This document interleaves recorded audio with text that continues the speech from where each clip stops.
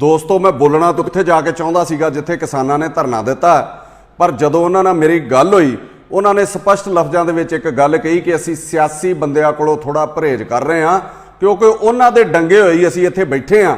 और बदकिस्मती है साडी कि जिस देश का नारा ये रहा होवे जय जवान जय किसान, ते अज वो किसान अपने हक्कां लई सड़कां दे उत्ते रोल रहा होवे। कोई टाइम सीगा जदों किसान ये तय करदा सीगा कि सत्ता किस नूं देनी है, अज सत्ताधारी तय कर रहे हैं कि किसान नूं की देना। और किसान बेचारा जिवें ये कह रहा होवे कि जुबान तो खोल नजर तो मिला जवाब तो दे, मैं कितनी बार लुटा हूं मुझे हिसाब तो दे।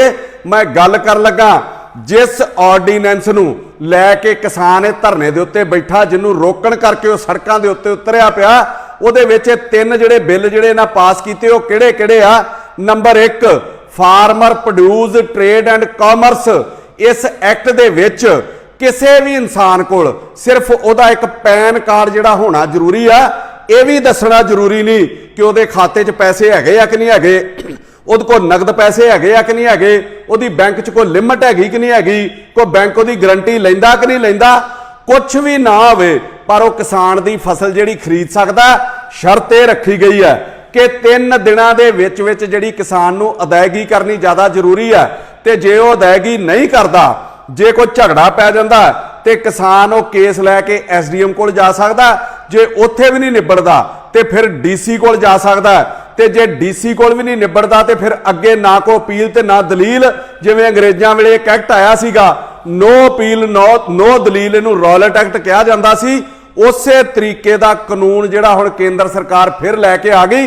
हुण मैं पुछना चाहुंदा कि जे किसान दे कोई पैसे मार लूगा ते कौन जिम्मेवार है। इस साडे देश दे विच एडे एडे नौसरबाज बैठे आ जिहड़े घर बैठे लोकां दे खाते चों पैसे कढा लैंदे आ, फिर किसान उन्हां दे चुंगल चों, किसान उन्हां दीयां छातर चालां चों किस तरह बाजूगा।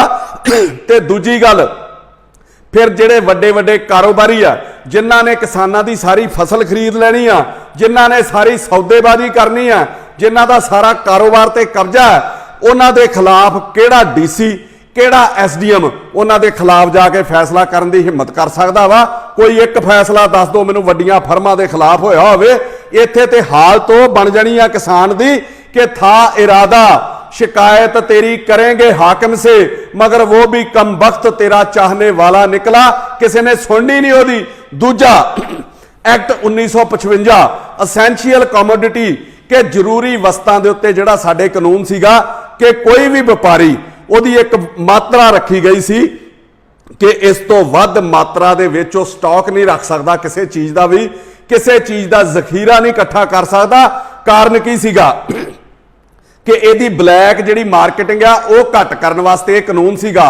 हुण एक आदमी एक व्यापारी जिन्हां दा सारे हिंदुस्तान दे व्यापारां दे उत्ते कब्जा वा, वो सारे देश का अन्न भावें खरीद लवे ते दूने मुल तक वेच सकदा, उन्होंने कोई पुछण वाला नहीं। इहदे नाल महंगाई वधनी आ, जनता भुखी हो जानी आ, क्योंकि किसान ते स्टॉक कर ही नहीं सकदा।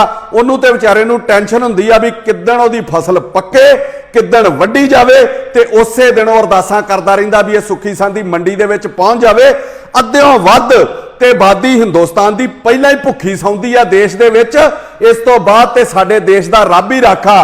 पहला तो असीं सुनते हुंदे सीगे कि जिस परमात्मा ने पैदा किया वो आपे रोटी भी दऊगा, ते हुण इह कहावत ही बदल जानी आ। हुण ते इह होगी कि जिहदे उत्ते वड्डे घराणिਆਂ दी नज़र मेहरबान आ उन्हां नूं रोटी वो आपे देणगे, बाकी भावें भुखे मरदे रहण।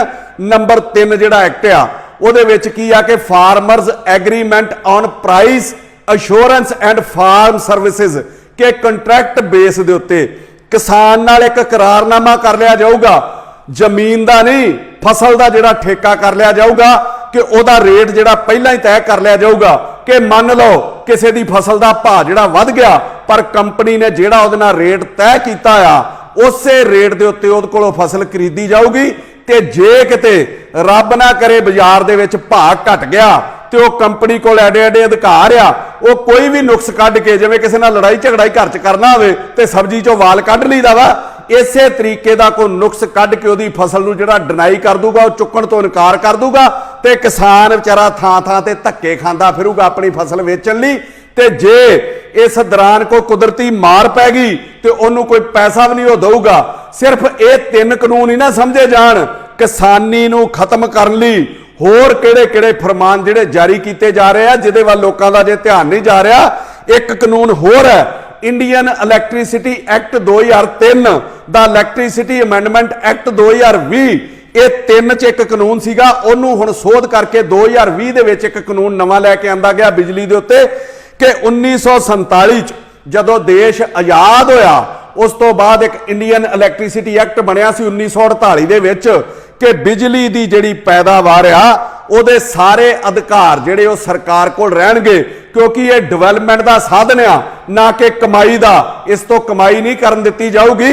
ते 1965 ਦੇ ਵਿੱਚ ਜਦੋਂ देश ਦੇ ਵਿੱਚ अकाल ਪਿਆ ਸੀਗਾ, रोटी ਦੇ लाले पए ਸੀਗੇ ਤੇ उस टाइम ਸਾਡੇ प्रधान मंत्री ਜਿਹੜੇ ਸੀਗੇ श्री लाल बहादुर शास्त्री, ਉਹਨਾਂ ਦੀਆਂ ਹਦਾਇਤਾਂ ਦੇ ਉੱਤੇ एक हरी क्रांति ग्रीन रेवोल्यूशन लैके आंदा गया सीगा, जिन्हों ना दिता गया सीगा जय जवान जय किसान। ते खास करके ये जिहड़ा ये हरी क्रांति सी ये पंजाब लई सी कि उन्हां कहा सीगा कि बिजली बोर्ड भावें घाटे च चला जावे, भावें कर्जा चुके, पर किसानां नूं जिहड़ी पूरी सहूलत दित्ती जाऊगी, क्योंकि मुख टीचा सीगा देश दे विच अनाज पैदा करना। और उदों दसदे आ कि दुनिया की जिहड़ी सब तो वध पैदावार वो पंजाब ने कीती सी और सारे भारत नूं पंजाब कल्ले ने रोटी खवाई सीगी।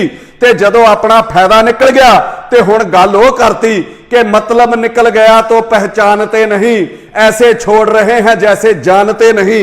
उस तो बाद 1948 तो बाद 1965 का जिहड़ा जय जवान जय किसान के नारे तो बाद 2003 दे विच ROR 16 ਨੂੰ ਕਿਹਾ ਜਾਂਦਾ रेट ऑफ रिटर्न एक एक्ट लैके आया गया, जिहदे विच इह कीता गया कि सिर्फ बिजली बोर्ड नूं घाटे च नहीं रहन दिता जाऊगा, 16% इस तो मुनाफा जिहड़ा कमाया जाऊगा।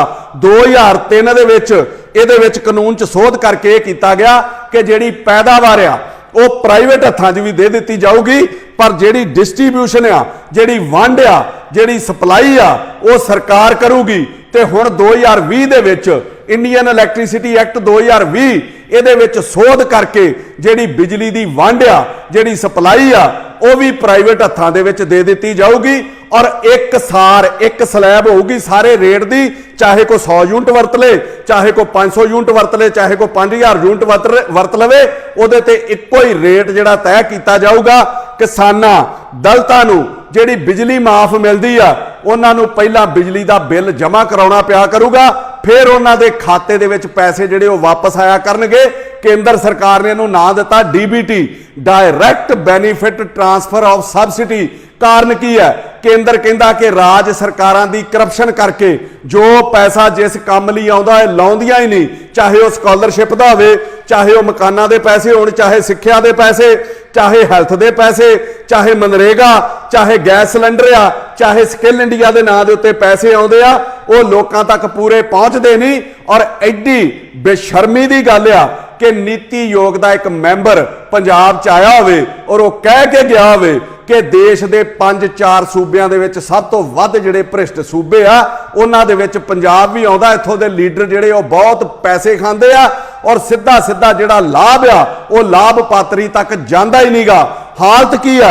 सूबा सरकारां नूं ਜਿਹੜੇ भी चलाउंदे आ, चाहे वो काली आ, चाहे वो कांग्रेसी आ, ਉਹਨਾਂ ਨੂੰ ਇਹਨਾਂ ਚੀਜ਼ਾਂ ਦੇ ਨਾਲ फर्क ही कोई नहीं। ਉਹਨਾਂ ਨੂੰ सिर्फ अपने घर भरन दे नाल मतलब है।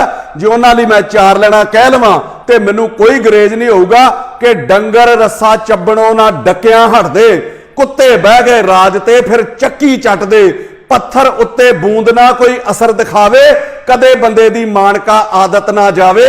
इन्ने हालात बिगड़ गए, पर इन्हां दियां हालातां दे विच, इन्हां दे हालतां दे विच कोई सुधार नहीं आया। इन्हां लीडरां दियां च केंद्र ने अपनी सोच नाल जो किया, मैं नहीं कहता वो गलत है, वो ठीक है, पर दूजा पहलू उन्हें देखा ही नहीं कि पंजाब च किसान बहुत छोटे आ, घट जमीनां वाले आ। एक मोटर का बिल जिहड़ा उन्हां दा 45 तो 50,000 रुपया जिहड़ा साल दा आउंदा, वो पहलां कित्थों जमा कराउणगे? उन्हां कोल ते रोटी अपनी जोगे भी पैसे नहीं हुंदे, बच्चियां दी पढ़ाई जोगे भी पैसे नहीं हुंदे। किसान ते भुखा मर रहा, वो बिजली दे बिल नहीं जमा कराऊगा पहलां इन्हां नूं कि वो बिजली कट देणगे। जे बिल ना जमा कराया तो साधन की बचूगा उहदे कोल? ये केंद्र ने नहीं सोचिया। ते वड्डी मार की है कि कोई भी खपतकार जिहड़ा वा वो कोर्ट दे विच नहीं जा सकता, वो ना SDM को जा सकता, ना DC को जा सकता, ना हाई कोर्ट जा सकता, ना सुप्रीम कोर्ट दे विच जा सकता। जो जा सकता है उसकी कोई सुनवाई शुरू करूगा तो जो बिजली का रैगूलेटरी कमिशन है सिर्फ वो सुनवाई कर सकता।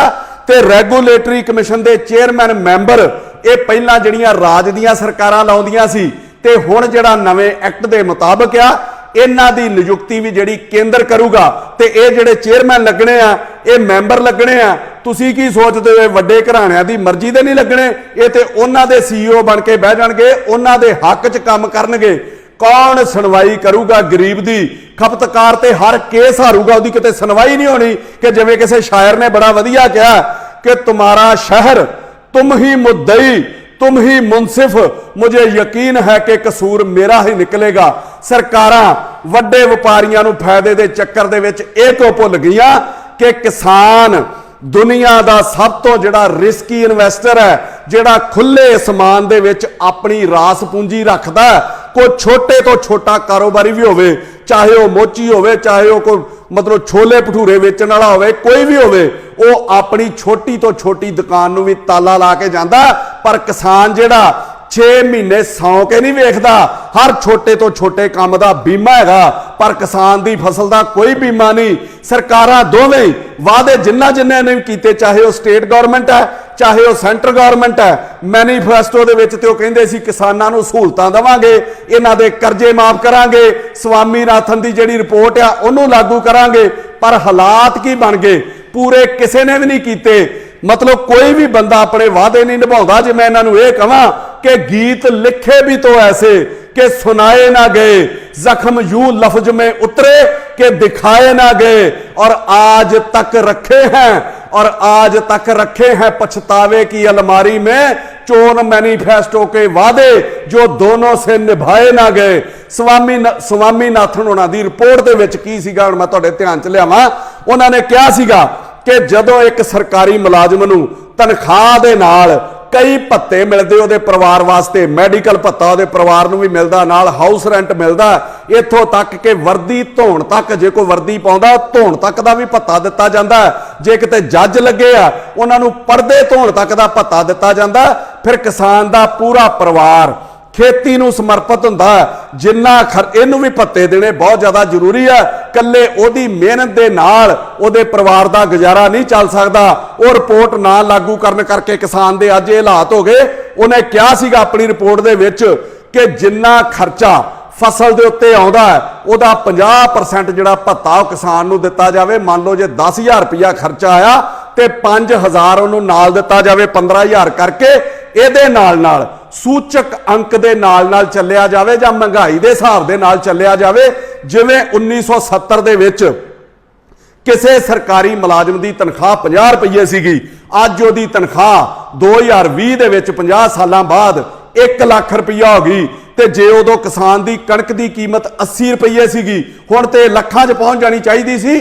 उन्होंने पैसे किन्ने मिलते 1800 रुपया क्विंटल का।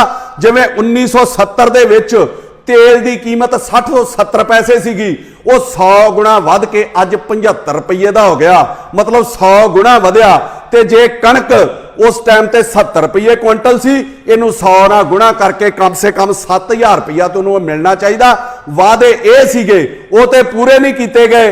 ते फिर एडी की आफत आ गई देश दे विच, नैशनल मैडिकल जिहड़ी एमरजेंसी चल रही है, फिर बैकडोर ते जाके ब्लैक आवर दे विच ये बिल क्यों पास किया गया, किहड़े घराणिਆਂ दे दबाव च किया गया, देश ते महामारी दे नाल जूझ रहा वा।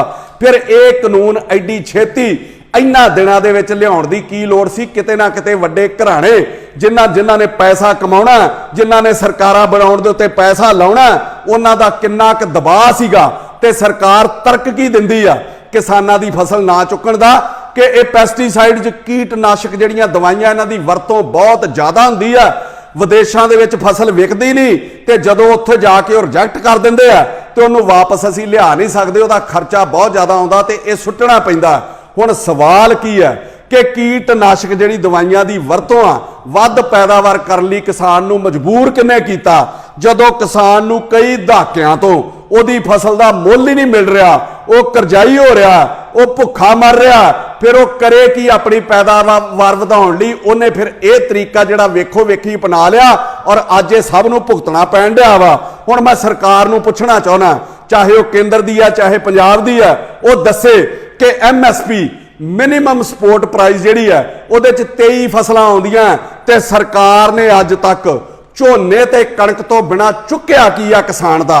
ਕਿਸਾਨ ਦੀ ਹਾਲਤ ਲਈ ਅੱਜ ਇਹ ਜ਼ਿੰਮੇਵਾਰ ਕੌਣ ਹੈ? ਇਹਦੇ ਨਾਲ ਨਾਲ ਮੈਂ ਕਿਸਾਨੀ ਤੋਂ ਲਹਿਦਾ ਜਿਹੜੇ ਲੋਕ ਆ ਉਹਨਾਂ ਨੂੰ ਵੀ ਇਹ ਕਹਿਣਾ ਚਾਹੁੰਦਾ ਕਿ ਮਤ ਸੋਚੋ ਇਸ ਆਰਡੀਨੈਂਸ ਦੇ ਨਾਲ, ਇਸ ਕਾਨੂੰਨ ਦੇ ਨਾਲ ਸਿਰਫ ਕਿਸਾਨ ਨੂੰ ਫਰਕ ਪੈਣਾ, ਸਾਰੀ ਅਰਥ ਵਿਵਸਥਾ ਨੂੰ, ਸਾਰੀ ਇਕਨੋਮੀ ਨੂੰ ਇਹਦੇ ਨਾਲ ਫਰਕ ਪੈਣਾ, ਕਿਉਂਕਿ ਸਾਰੀ ਇਕਨੋਮੀ ਜਿਹੜੀ ਹੈ ਉਹ ਕਿਸਾਨ ਦੇ ਸਿਰ ਤੇ ਚੱਲਦੀ ਹੈ, ਫਸਲ ਦੇ ਸਿਰ ਤੇ ਚੱਲਦੀ ਹੈ।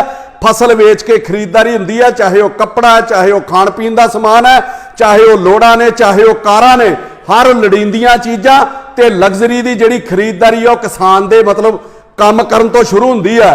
ਤੇ ਜੇ ਵੱਡੇ ਘਰਾਣਿਆਂ ਦਾ ਕਿਸਾਨੀ ਦੇ ਉੱਤੇ ਕਬਜ਼ਾ ਹੋ ਗਿਆ ਤੇ ਆਟੋਮੈਟਿਕਲੀ ਇਹ ਸਮਝ ਲਓ ਕਿ ਤੁਹਾਡੇ ਕਾਰੋਬਾਰ ਤੇ ਵੀ ਉਨਾ ਹੀ ਫਰਕ ਪੈਣਾ, ਕਿਉਂਕਿ ਉਹਨਾਂ ਕਾਰੋਬਾਰੀਆਂ ਦੇ ਵੱਡੇ ਵੱਡੇ ਮਾਲਸ ਨੇ ਜਿਹਦੇ ਵਿੱਚ ਹਰ ਚੀਜ਼ ਉਪਲਬਧ ਹੈ, ਉਹ ਕਿਸਾਨ ਨੂੰ ਮਜਬੂਰ ਕਰਨਗੇ, ਚਾਹੇ ਉਹ ਲਾਲਚ ਵਸ ਹੋਵੇ, ਚਾਹੇ ਉਹ ਬਿਜਲੀ ਦੀ ਛੋਟ ਦੇ ਕੇ ਹੋਵੇ, ਉੱਤੇ ਕੋਈ ਪੈਸੇ ਘਟਾ ਕੇ ਹੋਵੇ, ਚਾਹੇ ਫਸਲ ਦੇ ਮੁੱਲ ਦੇ ਉੱਤੇ ਕੋਈ ਸਹੂਲਤ ਦੇ ਕੇ ਹੋਵੇ।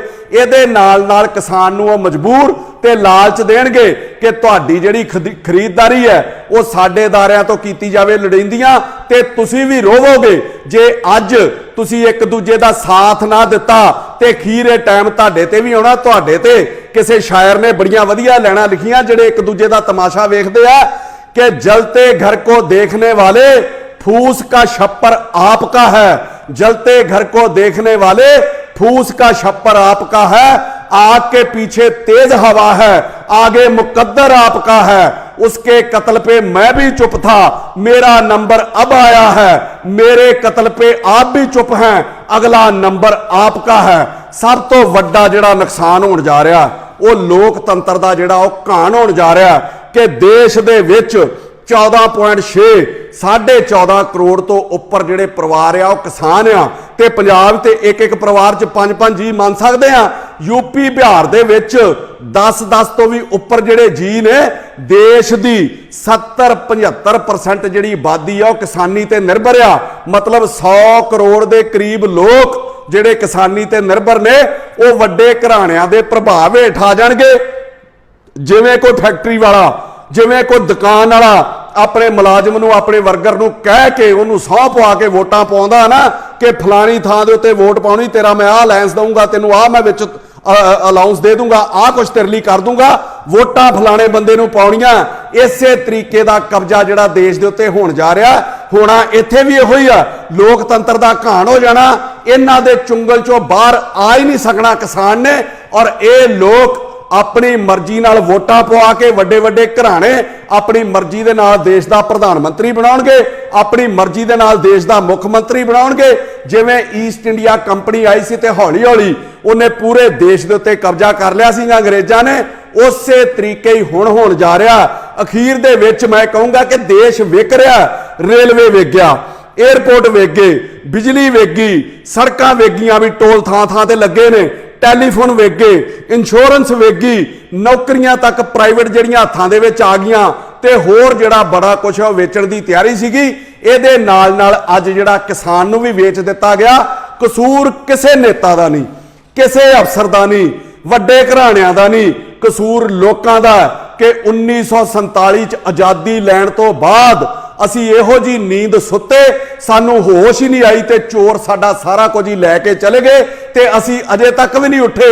ਲੋਕ ਆਪਣੀ ਮੌਤ ਆਪ ਮਰ ਰਹੇ ਆ। ਮੈਂ ਸਮਾਪਤੀ 'ਚ ਕਹਿਣ ਲੱਗਾ ਕਿ अंधेरा ढकले सूरज को तो उजालों की खता क्या है, अंधेरा ढकले सूरज को तो उजाले की खता क्या है, लगी हो सेंध दीवारों में तो ताले की खता क्या है, किसी के रूप की मदरा नशे से भी नशीली हो, कोई पीकर मर जाए तो प्याले की खता क्या है।